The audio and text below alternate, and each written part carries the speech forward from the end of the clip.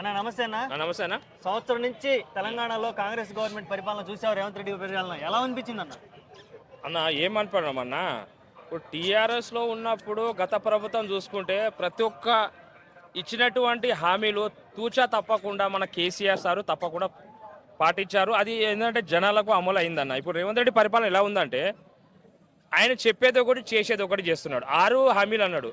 ఆ 6 హామీలల్లో ఏ పథకం అన్నా ఏ పథకమైనా జనాలను తీసుకోపోయి జనాల దృష్టికి తీసుకోపోయి ఏ ఒక్క హామీ పథకం కూడా కాలేదన్న. రైతు బంధు అన్నాడు. రైతు బంధు ఎన్ని రోజులైందన్న? డిసెంబర్లో చెప్తే ఇప్పటి వరకు రైతులు పంట వేసి పంటలకు దిగుబడి రాకుండా వానాకాలంలో సీజన్లో వేస్తా అని చెప్పి ఇప్పటిదాకా ఒక రూపాయి లేకుండా చాలా ఆత్మహత్యలు చేసుకుంటారు. దీనికి ప్రభుత్వం ఎలా స్పందించాలన్న? ఒక టీఆర్ఎస్లో ఉన్నప్పుడు ఆ ప్రభుత్వం ఒక ఆత్మహత్య చేసుకుంటా ప్రతి ఒక్క సానుకూలంగా స్పందించింది. రైతు బీమా అన్నాడు, లేదు. రైతు బంధు అన్నాడు, అది లేదు. షాదీ ముబారకు అని అనుకున్నటువంటి ప్రతి ఒక్క పథకాలు టీఆర్ఎస్లో ఉన్నప్పుడు ప్రతి టైం టు టైం మా కేసీఆర్ సార్ అమలు చేసిండు అన్న. ఈయన వచ్చేసరికి 6 గ్యారంటీలు అన్నాడు. 6 గ్యారంటీకి 60 గ్యారంటీలు ఉన్నా కూడా ఏ పథకం కూడా అమలు కాలేదన్న. ఈ కాంగ్రెస్ ప్రభుత్వం వైఫల్యం ఏంటంటే అన్న, చెప్పేది ఒకటి చేసేది ఒకటి.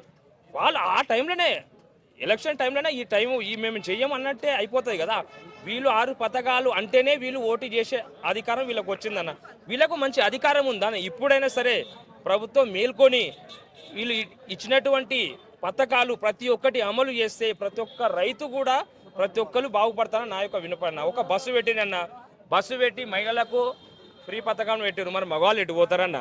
ఇప్పుడు స్టూడెంట్స్ ఉన్నారు, చాలా ఇబ్బంది అవుతుంది. ప్రతి ఒక్క సీట్లల్లో ప్రతి ఒక్క మహిళ కూర్చుంటున్నారు.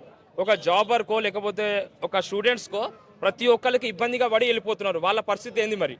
అదొకటి పెట్టాడా. రైతు బీమా అన్నాడు. ఆ రైతు బీమా కూడా ప్రజలకు అసలు వెళ్ళే పరిస్థితి లేదు. ప్రతి ఒక్కటి ఇలా చెప్పుకుంటా పోయి ప్రజలను మోసం చేయడం తప్ప కానీ ఏ విధంగానైనా సరే ఆయన వచ్చిన సంవత్సరంలో ఏ ఒక్క పథకం కూడా ప్రజల దృష్టికి తీసుకోకుండా చాలా ఇది ప్రభుత్వం వైఫల్యమే అన్న. ఇంకోటే మాత్రం చెప్తున్నా, ఆయన చెప్పేది ఒకటి చేసేది ఒకటి చేస్తాడు రేవంత్ అన్న. ఇప్పుడు కేటీఆర్ గారిని అరెస్ట్ చేస్తామంటున్నారు ఈ ఫార్ములా రేస్ కేసులో. దాని మీద అభిప్రాయం ఏంది అన్న? ఈ ఫార్ములా అనేది అది ఈడీ అనేది వాళ్ళు చూసుకుంటారన్న. ఒకవేళ తప్పు చేస్తే ఎవరైనా సరే అన్న, తప్పు చేసే శిక్ష పడాల్సిందే. అది ఎవరైనా సరే, సీఎం కానీ పిఎం కానీ, వాళ్ళ కొడుకైనా వాళ్ళ బామ్మర్దైనా, ఎవరికైనా సరే తప్పు చేస్తే ఒకటే శిక్ష అమలు చేయాలని నా యొక్క అభిప్రాయం అన్న. అది ఓకే. యాక్చువల్గా ఈ పథకాలు ఇవ్వట్లేదు, ఫెయిల్యూర్ గవర్నమెంట్ని కప్పిపుచ్చుకోవడానికి ఒకవైపు అల్లు అర్జున్ అరెస్టు, ఒకవైపు హైడ్రా, ఒకవైపు కేటీఆర్ అరెస్టు, ఇట్లా ఇష్యూస్ అన్ని బయటకు తీసుకొస్తున్నారు అనేది ఒక వాదన ఉంది. దాని మీద అభిప్రాయం ఏంటి? నిజమే అన్న. ఎందుకంటే ఇప్పుడు రేవంత్ రెడ్డి ఎట్లా చేస్తున్నాడంటే కేసీఆర్ సారే అప్పుల పాలు చేసిన అంటున్నాడు. సంవత్సరంలో ఆయన చేసిన ఎంత అప్పు అది చూపించాలి గవర్నమెంట్కి. ఇప్పుడు ఆయన 1,00,000 కోట్లు చేశాడు కేసీఆర్ మొత్తం.